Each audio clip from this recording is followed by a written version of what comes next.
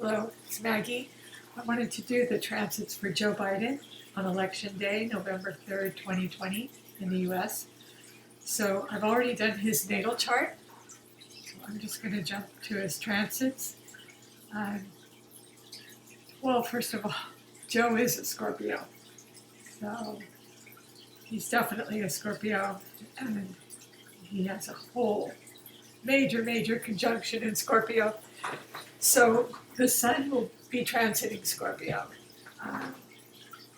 in his 12th house, and it's almost conjunct his Mars. Sun conjunct Mars is the ruler of Scorpio for one thing, so it's extremely powerful.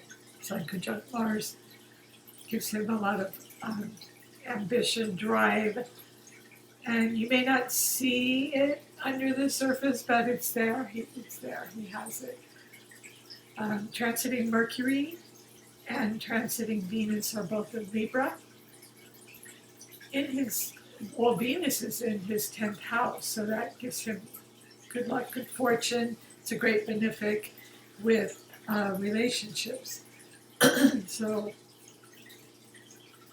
and he does have Neptune, 1 degree in 10th house, but they're not exact. So Mercury, planet of communication, is in his 11th house. It's in Libra. So, of course, we see him all over the media. That's electronics media. The debates were, televised. So, what else does he have? So the main thing that stood out to me are his North Node in the 7th house of Gemini, 7th house of relationships. He has Gemini, his communication skills. And he has both Moon in Gemini, transiting Moon in Gemini that day, and the North Node in Gemini in his 7th house of relationships. So the Moon is conjunct to Saturn, so that could be reward, a reward in relationships. After a lot of hard work, it could be reward, or it could also be some kind of restriction or hardship in relationships. But he has the North Node as well, transiting North Node in Gemini, so that's sort of a faded, what he's striving towards in relationships. So Moon and North Node in the 7th house look really good for his team, any kind of partnerships. So that could, include his campaign, the presidency. So both candidates have a strong North Node. Both Joe Biden's is in the 7th house and Trump's is in the 10th. So there's a very strong Mars in Aries. Mars in Aries in the 4th house. He's a fighter. And Chiron as well as in Aries in his 4th house. So fighter for his country. It's a Cancer country. That's Cancer's house, and he's very patriotic. And his children too. He's very protective of his children.